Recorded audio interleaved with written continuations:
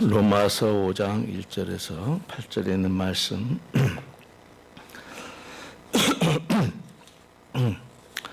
봉독해 드리겠습니다. 그러므로 우리가 믿음으로 의롭다 하심을 받았으니 우리 주 예수 그리스도로 말미암아 하나님과 화평을 누리자. 또한 그로 말미암아 우리가 믿음으로 서 있는 이 은혜에 들어감을 얻었으며 하나님의 영광을 바라고 즐거워하느니라. 다만 이뿐 아니라 우리가 환난 중에도 즐거워하나니 이는 환난은 인내를, 인내는 연단을, 연단은 소망을 이루는 줄 알미로다. 소망이 우리를 부끄럽게 하지 아니함은 우리에게 주신 성령으로 말미암아 하나님의 사랑이 우리의 마음에 부은 바 됨이니 우리가 아직 연약할 때에 기약대로 그리스도께서 경건하지 않는 자를 위하여 죽으셨도다. 의인을 위하여 죽는 자가 쉽지 않고 선인을 위하여 용감히 죽는 자가 혹이거니와 우리가 아직 죄인 되었을 때에 그리스도께서 우리를 위하여 죽으심으로 하나님께서 우리에 대한 자기의 사랑을 확증하셨느니라.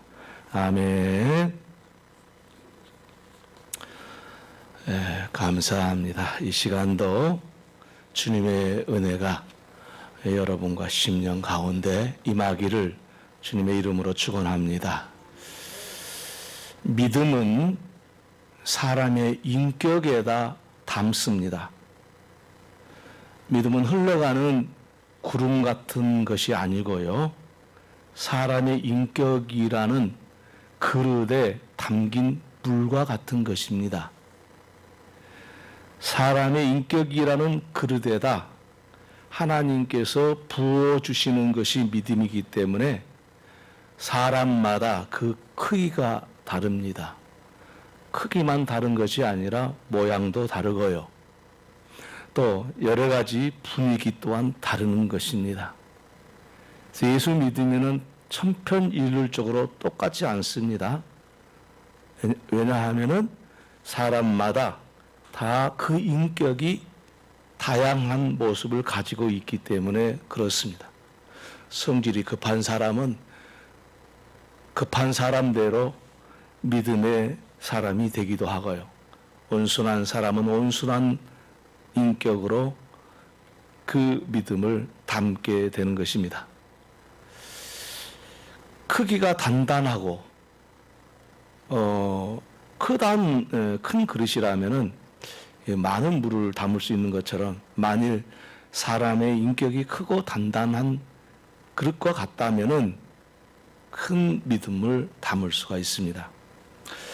이러한 사실을 안다는 거 우리에게 큰 유익이 있습니다. 믿음은 하나님께서 부어주시는 것이지만 그 믿음을 담을 그릇은 바로 우리 자신의 인격을 말하기 때문에 그리고 우리 자신이 가지고 있는 그 인격에 의해서 결정되기 때문에 그렇습니다. 그래서 오늘 이 말씀을 통해서 저와 여러분이 하나님께서 기뻐하시는 믿음을 가질 수 있기를 바랍니다. 사람들이 보고 저 사람을 보니까 예수 믿는 사람 같아. 저 사람을 보니 하나님을 본 것 같아. 라는 생각이 들 만큼 큰 믿음을 가질 수 있는 저와 여러분들이 될 수 있기를 바랍니다. 예수님께서 이 땅에 33년의 생애를 사셨습니다마는 딱 3년간만 공생의 생활을 하셨지 않았습니까? 그 3년간 공생의 생활을 하는 가운데 예수님께서 칭찬한 사람들이 몇몇 있습니다. 예수님께서 믿음이 좋다고, 믿음이 크다고 칭찬한 사람들의 이야기인데 한 사람을 소개하자면은 마태복음 8장에 있는 말씀을 드리고 싶습니다.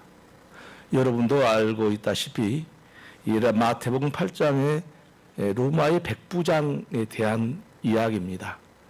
이 백부장은 그 유대인이 아니었죠. 로마의 군인이었으니까. 그런데 예수님께서 이 백부장을 보고 뭐라고 하셨냐면은 이스라엘 중에도 이만한 믿음을 보지 못했다라고 백부장의 믿음을 칭찬해 주었습니다. 예수님께서 괜히 칭찬할 일은 없지 않겠습니까? 도대체 백부장의 믿음이 어떠하였기에 그렇게 큰 칭찬을 해 주셨는가 하는 사실을 먼저 생각을 하면은 믿음이란 사람의 인격에 담겨진 것이구나 라는 것을 실증적으로 이해할 수 있으리라고 생각이 들어서 이 말씀을 드립니다. 이 로마의 백부장, 지금으로 말하면은 뭐 중대장급 정도 되겠습니다. 근데 당시에 이 로마의 백부장은 단순히 군의 병력으로만 있는 게 아니고 치안까지 담당했기 때문에 오늘날의 그 경찰 업무도 같이 담당하는 그런 사람이었기 때문에 사회적으로 이름이 있는 사람이라는 사실입니다. 그런데 이 백부장, 부러울 것 없는 권력을 가진 이 백부장이 중풍병으로 거동을 못한 자기 집에 있는 노예에 대해 예수님께 이 노예를 좀 고쳐달라고 그렇게 간청을 한 사건이 바로 마태복음 8장에 기록된 백부장의 이야기입니다. 우리는 이 이야기 속에서 백부장의 인격이 얼마나 아름다운지를 설명할 필요도 없습니다. 그 백부장은 거동 못하는 노예, 이건 사람 취급을 받는 사람이 아니죠. 노예는 일을 시키기 위해서 돈을 주고 사는 사람이기 때문에 생사 여탈권이 그 주인에게 있습니다. 죽이고 싶으면 죽이고 살리고 싶으면 살리고. 그런데 이 백부장은 이 노예로 보지 않고 자신과 똑같은 생명을 가진 사람으로 보았습니다. 당연한 것 아니겠나 라는 생각을 하는데 당시의 문화적인 상황이나 여러 상황을 봤을 때 그렇게 생각하는 사람은 사실 찾아보기 어려운 시대입니다. 왜냐하면 백부장은 노예의 주인이었기 때문에 그런 배려를 하지 않아도 아무도 손가락질하지 않습니다. 그런데 백부장은 자기 종이 중풍병이 걸려 있음에도 불구하고 그 중풍병 걸린 노예에 대해서 고침을 받고자 예수님께 자기의 신분마저도 내려놓고 와서 고쳐달라고 하고 있습니다. 백부장의 인격에 큰 믿음이 담겨져 있다는 사실을 알 수가 있습니다. 그의 아름다운 인격에 큰 믿음이 담겨져 있었던 것이죠. 그래서 예수님께 말씀하는 그 백부장의 이야기를 들어봐도 이것이 정말 큰 믿음이구나, 참 아름다운 믿음이구나 라는 생각을 할 수 있는데 백부장이 예수님께 와서 말하기를 말씀으로만 하옵소서 그리하면 내 하인이 병에서 낫겠습니다. 그러니까 주님을 높이 올려 주님의 그 모습을 그대로 바라볼 줄 아는 믿음이 있었던 것이죠. 자기가 아무리 백부장이라도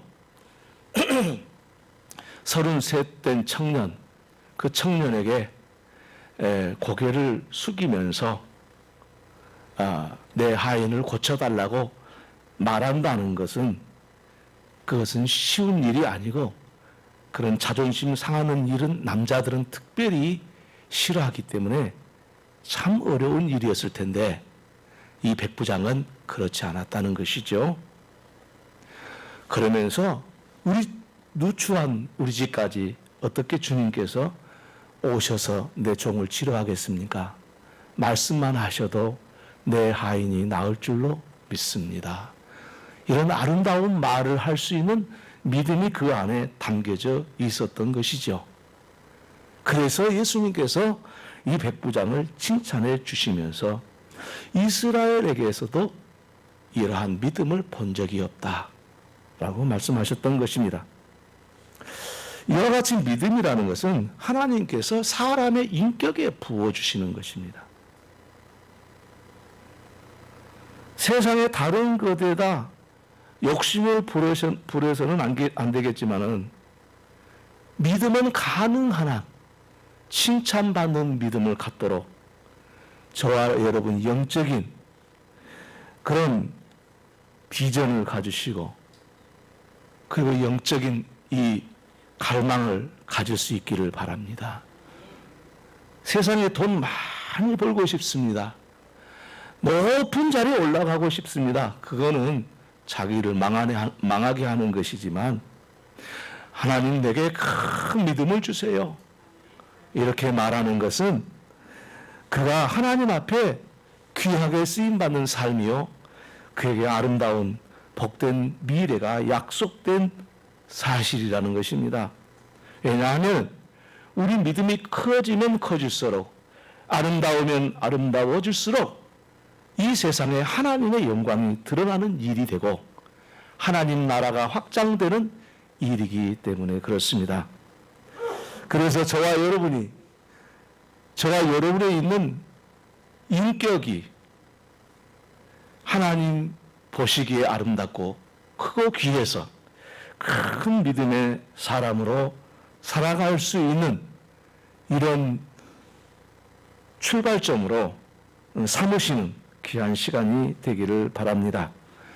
이 말씀을 통해서 오늘 우리가 좀 더 이 사실에 대해서 곧 하나님께서는 믿음의 인격, 사람의 인격에 믿음을 부어주신다는 사실을 좀 더 깊이 알기 위해서 오늘 본문의 말씀을 함께 나누려고 하는데 이 본문의 말씀의 우리 한국어 번역은 어쩌면은 쉽게 우리한테 이해되는 그 번역이 아닌 것 같아서 저나 여러분이나 좀 쉽게 알아들을 수 있는 그 새 번역이라는 이제 성경책이 있는데 그 성경에 보니까 번역을 너무 쉽게 알아듣기 좋게 번역을 해놨어요. 그래서 오늘 본문의 일부를 제가 한번 읽어볼 테니까 한번 아까 읽었던 그 본문과 어떻게 다른지 생각을 해보면서 여러분이 좀 은혜로운 시간으로 삼을 수 있기를 바라는데요. 그러므로 우리는 믿음으로 의롭다 하심을 받았으므로 우리 주 예수 그리스도로 말미암아 하나님과 더불어 평화를 누리고 있습니다. 우리는 또한 그리스도로 말미암아 지금 서 있는 이 은혜의 자리에 믿음으로 나오게 되었으며 하나님의 영광에 이르게 될 소망을 품고 자랑합니다. 그뿐 아니라 우리는 환난을 자랑합니다. 우리가 알기로 환난은 인내력을 낳고 인내력은 단련된 인격을 낳고 단련된 인격은 희망을 낳는 줄을 알고 있기 때문입니다. 이 희망은 우리를 실망시키지 않습니다. 하나님께서 우리에게 주신 성령을 통하여 그의 사랑을 우리 마음 속에 부어주셨기 때문입니다. 라고 번역이 되어 있어요. 아까 읽었던 말씀보다 훨씬 더 쉽게 여러분이 이해할 수 있었으리라고 생각이 듭니다. 이 말씀에서 알 수 있듯이 믿음은 단련된 인격에다 성령님께서 부어주시는 것인데 그 믿음을 가진 사람은 하나님의 영광에 이르게 될 소망을 품고 자랑하면서 살 수 있다라는 말씀을 하고 있는 것이죠. 그러니까 여러분 교회에 오래 다녀서 믿음 안에 우리 인생을 드리는 것 귀한 일입니다. 근데 그보다도 더 중요한 일은 뭐냐면은 하나님께서 우리의 인격을 아름답고 크게 하여 주셔서 거기에 우리의 믿음을 주신다는 거, 그것 아는 거 대단히 중요합니다. 그래서 교회에 오래 다니지 않았더라도 그 인격이 훌륭한 사람들이 예수를 믿으면은 더 큰 믿음, 아름다운 믿음이 되기 쉽습니다. 그러니까 이것을 아셔야 돼요. 교회 오래 다니는 사람은 나는 교회 오래 다녔으니까 내 믿음이 좋겠지? 이런 생각을 하시면 안 된다 말씀이에요. 그래서 오늘 살아가는 저와 여러분에게 어떤 믿음으로 살아가야 될지 오늘 본문의 말씀을 통해서 몇 가지로 말씀을 드리려고 합니다. 본문의 말씀을 길기 때문에 좀 간략하게 간추려서 말씀을 드립니다. 여러분, 믿음이라는 것은 그 인격에 담아주시는 것이잖아요. 그러므로 그 인격에 믿음이 있는 사람은 어떤 환난도 두려워하지 않아야 된다는 것이죠. 뭐 두려워하지 않으려고 해서 두려워하지 않을 수 있다면 좋겠지만 두려운 일이 있는데 두려우지 않을 사람이 어디 있어요? 사람이라면 모든 환난을 두려워하지 않을 수가 없습니다.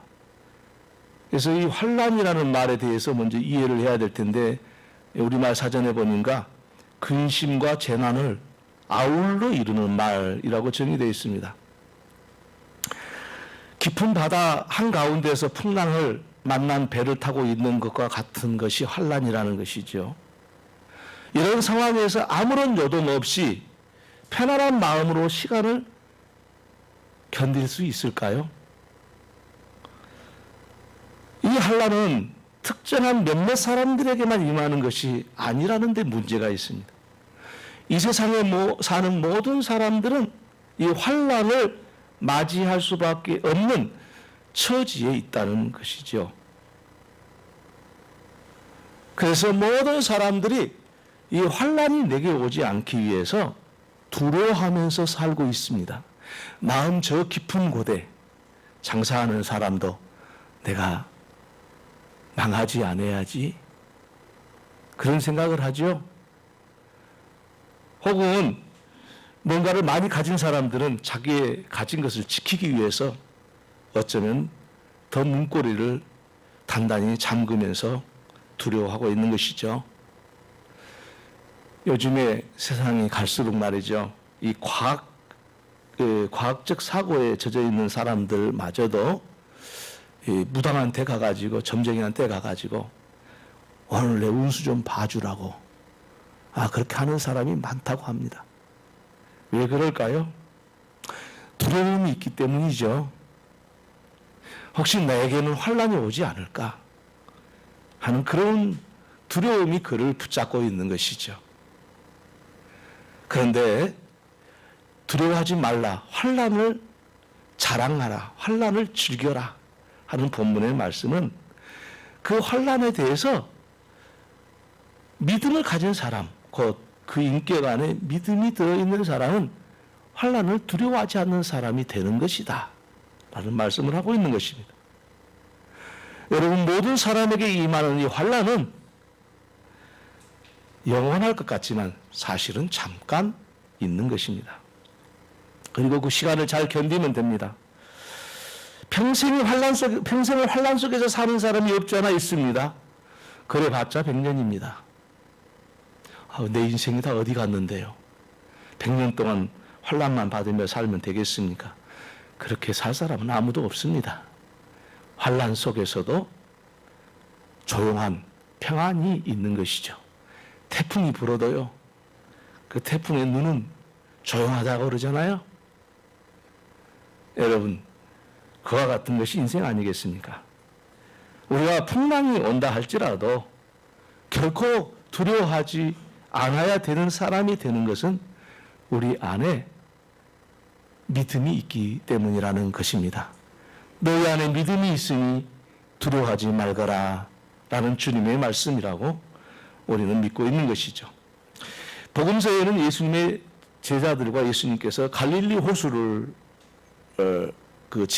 지나가기 위해서 배를 타는 때에 풍랑을 만나는 이야기가 몇 번 기록이 되어 있습니다.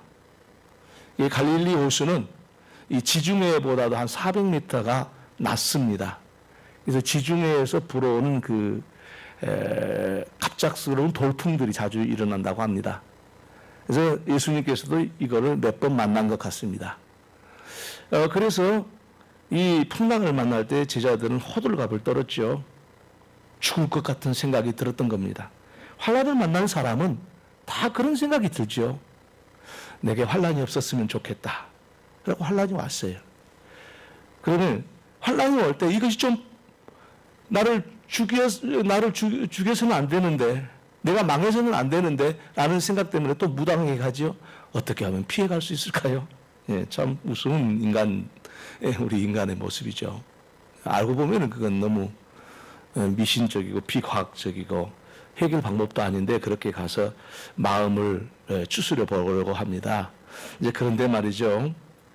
그렇게 되는 것은 아니죠. 환난이 오면은 누구든지 다 힘들어하죠. 그런데 우리 예수님은 달랐죠. 제자들은 금방이라도 배가 뒤집혀질 것 같아서 떠들고 있었지만 예수님께서는 배에 고물을 베고 주무셨다는 사실을 알 수 있습니다. 아니, 그렇게 해서 제자들은 난리인데 예수님이 어떻게 주무실 수 있는가? 글쎄 깊은 잠이 드셨는지도 모르겠지만 아무튼지 간에 예수님 모습은 누워서 주무시고 계신 것이죠. 사람들이 이런 상황을 보고 저 사람이 내공이 있는 사람이다 그렇게 말을 하지요. 예수님께서 내공이 깊어서 그렇게 그런 풍랑 속에서도 주무시고 계신다라고 생각을 하는데, 이 내공이란 말을 이해가 잘 안 돼가지고 제가 흔히 사용하는 말이 자주 듣는 말이 아니어서 한번 찾아봤어요. 단어 사전에 찾아보니까 이런 말로 내공이 설명되어 있어요. 훈련과 경험을 통해 안으로 쌓인 실력과 그 기운, 이렇게 정의가 되어 있더라고요. 그러니까 내공이라는 것은 훈련과 경험을 통해서 그 사람이 그 행동하는 양식이 되는 거죠. 그래서 예수님의 이 평안은 내공이 아니겠냐. 뭐 예수님께서 한 70세나 잡수셨다면 그런 말을 들어도 되지만 예수님께서는 이제 30살 넘으신 젊은 분 아니십니까? 내공이란 말 자체는 예수님 앞에 그렇게 생각해도 어울리지 않은 말씀 같고요. 예수님께서 그 풍랑을 만났을 때 그 하신 행동을 보면은 예수님의 내공이 아니라는 사실을 더 분명하게 알 수가 있어요. 예수님께서는 풍랑을 향해서 잠잠하라, 고요하라 명령을 내리셨죠. 그랬더니 풍랑이 멈췄다라는 말씀을 성경이 말씀하고 있습니다. 이거는 훈련이나 어떤 경험을 통해서 예수님께서 하신 게 아니라 예수님의 인격 안에는 바람을 다스릴 만한 믿음을 가지고 있으셨죠. 그러니까 예수님의 인격이 너무 훌륭하죠. 왜냐? 예수님께서는 죄를 사람임에도 불구하고 유일하게 죄를 경험하지 않는 죄성이 없는 인격을 가지셨죠.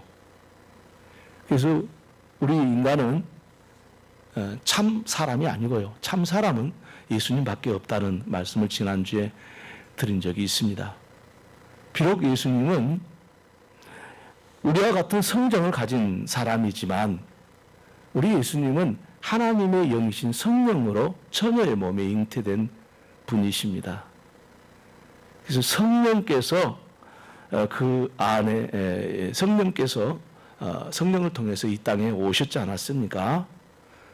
그래서 그 안에는 아름다운 성품, 큰 그릇과 같은 믿음을 담을 수 있는 인격을 예수님이 가지고 있었고, 그리고 그 인격에 담겨진 그 믿음으로 인해서 풍랑을 잠잠케 하실 수 있는 것이죠. 만약 우리가 예수님의 인격을 닮아간다면은 이런 일들을 예수님처럼은 일으키지 못할지라도 이런 일들은 얼마든지 우리에게 일어날 수 있다는 말씀이 되겠습니다. 그런 큰 믿음을 갖는 저와 여러분 꼭 될 수 있기를 바랍니다. 자, 그렇다면 우리가 이 환난을 어떻게 이겨낸지를 알 수 있게 되었는데, 이 환난은 뭐냐? 환난이 뭐냐? 이거를 알면은 더 명확하게 우리가 이 환난을 이겨낼 수 있고, 전쟁에게 안 갈 수 있어요. 두려워하지 않을 수 있어요. 그건 뭐냐면은 오늘 본문에도 말씀하셨듯이 환난은 인내력을 낳고, 인내력은 단련된 인격을 낳고, 단련된 인격은 희망을 낳는 줄을 알고 있기 때문입니다. 라고 본문에 말씀하고 있죠. 그러므로 여러분, 환난이 오면은 그것은 뭘 위한 것이냐? 그게 바라보는 시각이 중요해요. 내게 어려움이 왔다. 그것은 나를 큰 믿음을 주시기 위해서 내 인격을 단련하기 하고 계신 것이다 라고 보셔야 된다는 말씀입니다. 오늘 그런 은혜가 있기를 바랍니다. 그러므로 이 세상을 두려워할 필요가 없습니다. 환난을 두려워할 필요가 없습니다. 왜입니까? 그 환난은 나로 하여금 믿음을 크게, 그리고 아름다운 믿음을 갖게 하는 하나의 과정에 불과한 것이죠. 오늘 그런 믿음이 있어지기를 간절히 축원합니다. 우리에게 그런 영안이 열리기를 바랍니다. 근데 여러분, 제가 이렇게 설교를 하지만 환난을 한번 당해보면은 사람마다 환난의 크기와 그 모습이 다르긴 하지만 저도 그 환난을 당하면서 이런 생각이 안 들더라고요. 아, 내가 이 환난을 당하면은 내게 하나님께서 믿음의 축복을 주시기 위한 것이겠지, 이런 생각이 안 들고, 환난을 당하면은 환난에 파묻혀 가지고요, 제자들의 모습과 같은 그저 호들갑을 떨면서 난리를 치고 그냥 안절부절 못하고 잠도 못 자고 막 이런 시간들을 경험한 적이 있습니다. 그런데 여러분, 그것도 영원하지 않습니다. 잠시 지나가는 것에 불과합니다.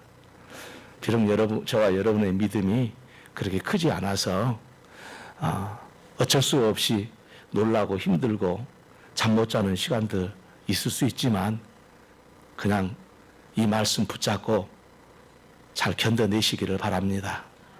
그러면은 좋은 일이 있을 거예요.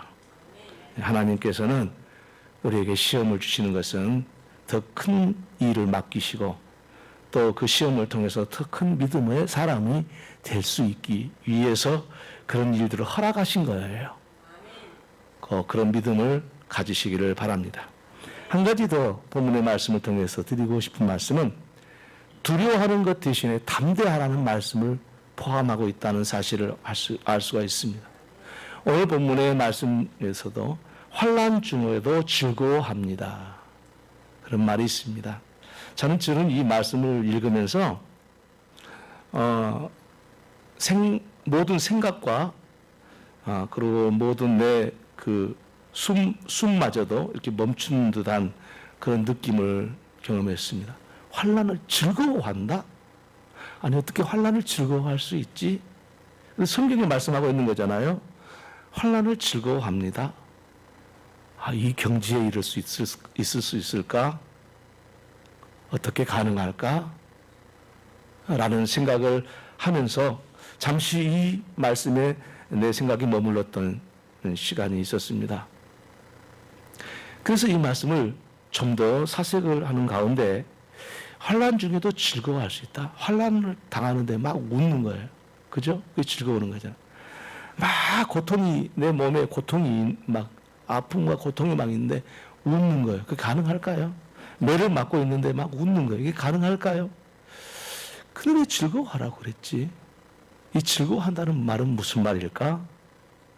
라는 생각을 해본 끝에 우리 인간이라는 것은 항상 수동적이죠. 무슨 이야기입니까? 자기가 살기 위해서, 자기 방어를 위해서 습관화된 게 뭐냐면 수동적인 마음의 자세죠. 그래야 사니까. 환난이 오면은 그 환난에 대해서 수동적이죠. 그 환난을 피하고 싶고, 또 혹은 그 환난을 더 더 커지지 않기 위해서 방법을 강구하는 이런 수동적인 습관이 돼 있죠. 그런데 오늘 본문의 말씀은 그러지 말라라는 것이죠. 왜 그러지 말라고 말씀하셨을까? 그것이 곧 즐거워하는 것이란 환난 이후에 있을 일을 생각할 줄 알아 그 말이죠. 그래서 환난을 만나거든 담대해라. 그거 물러서지 말아라. 환난에 그냥 무릎 꿇지 말아라. 그런 거예요. 이게 그걸 적극적으로 표현한 말이에요. 환난 중에도 즐거워해라.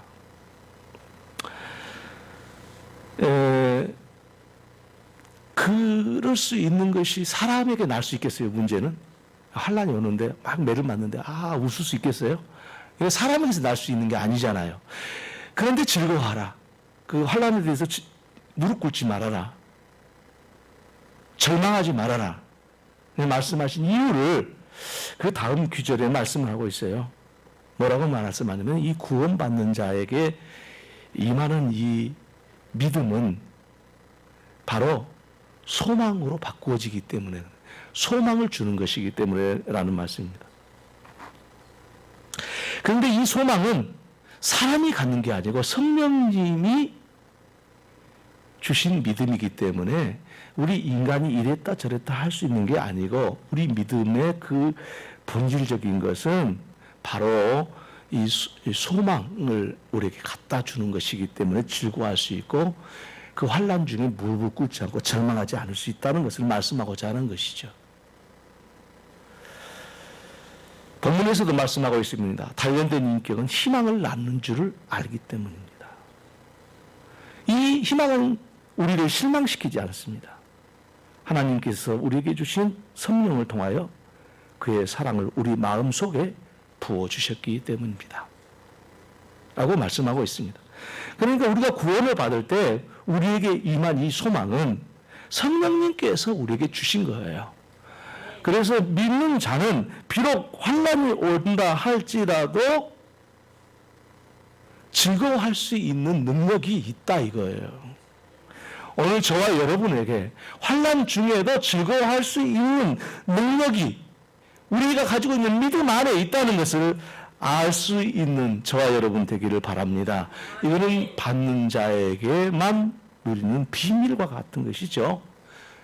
무엇이든지 맛을 봐야 아는 것이 맛을 설명을 들어서 알 수 있습니까? 오늘 그 밥을 먹었더니 참 맛있었습니다. 그 맛있는 것은 알겠는데 어떻게 맛있는지를 먹어봐야 알죠. 똑같은 겁니다. 우리가 믿음에 살아갔을 때 그 믿음을 통해서 믿는 자에게 오는 그 환난을 겪어볼 때 야, 이 환난도 이길 수 있는 믿음이 내 안에 있구나. 그 믿음의 성분이 환난을 이길 수 있는 성분이구나 라는 것을 경험할 수가 있는 것입니다. 그래서요, 요한 1서에 보면은 이렇게 말씀했어요. 무릇 하나님께로서 난 자마다. 그것은 이제 구원받은 자를 이야기한 것이. 세상을 이기느니라. 세상을 이기는 승리는 이것이니 우리의 믿음이니라. 이 말씀을 하고 있습니다. 그래서 세상을 두려워하지 마십시오. 두려워할 필요가 없습니다. 어떤 순간에도 담대하십시오. 악에게 지지 마십시오. 우리의 믿음의 유전자, 우리 믿음의 DNA는 십자가에서 나타난 하나님의 의에서 비롯된 것입니다. 곧 십자가에서 그리스도께서 죽으심으로 하나님의 의로움을 드러내셨는데 그것으로부터 출발된 믿음이기 때문입니다. 우리가 아직 죄인 되었을 때에 그리스도께서 우리를 위하여 죽으셨습니다. 이리하여 하나님께서는 우리들에 대한 자기의 사랑을 실증하셨습니다. 라고 오늘 본문에 말씀하고 있습니다. 이 본문의 말씀은 우리가 죄에 매여 있지 않음을 말씀하고 있습니다. 그런데 여전히 믿음이 있는 사람들마저도 자신이 죄에 매여 있는 것처럼 살고 있습니다. 그래서 두려워하고 그래서 담대하지 못하는 사람들이 많습니다. 오늘 두려움과 그리고 모든 환난 중에도 환난 속에 무릎을 꿇지 않을 수 있는 이런 확실한 믿음을 갖는 저와 여러분의 인격이 갖춰지기를 바랍니다. 우리에게 이 믿음을 담아야만이 이 세상을 이길 수가 있습니다. 우리 인격 속에 이 믿음이 가득하고 아름다워야만이 악한 것들은 우리를 침범하지 못할 것입니다. 우리를 죄의 앞에 무릎을 꿇게 하지 못하는 것입니다. 그리고 그 믿음은 우리 주님의 성령님께서 우리 안에 계심으로 영원히 떠나지 않습니다. 우리에게 한번 부어진 믿음은 성령과 함께 부어지기 때문에 우리 안에 계신 성령님은 우리를 영원히 떠나지 않듯이 우리에게 있는 믿음은 조금도 소멸되지 않습니다. 이유가 있습니다. 그것은 우리의 인격에 부어진 그 믿음은 우리의 인격으로 바꾸어지기 때문입니다. 그러므로 여러분, 우리에게 주신 하나님의 이 은혜를 다시 한번 생각하고 믿음의 사람으로 살아갈 수 있는 저와 여러분이 될 수 있기를 주님의 이름으로 축원합니다. 기도하겠습니다. 하나님, 우리 아버지 감사합니다. 우리는 믿음을 하나님 왜 나에게는 주시지 않느냐고 항변할 때도 있고, 또 믿음이 있으면서도 믿음대로 살지 못할 때가 많이 있었는데, 오늘 본문의 말씀을 통해서 우리의 마음을 다시 한번 들여다보고 우리 주님이 원하시는 큰 인격을, 그리고 아름다운 인격을 가진 믿음의 사람으로 설 수 있기를 간절히 원하오니 주여 이 말씀을 우리 마음에 깊이 새겨 주옵소서. 예수님의 이름으로 기도 올리옵나이다. 아멘.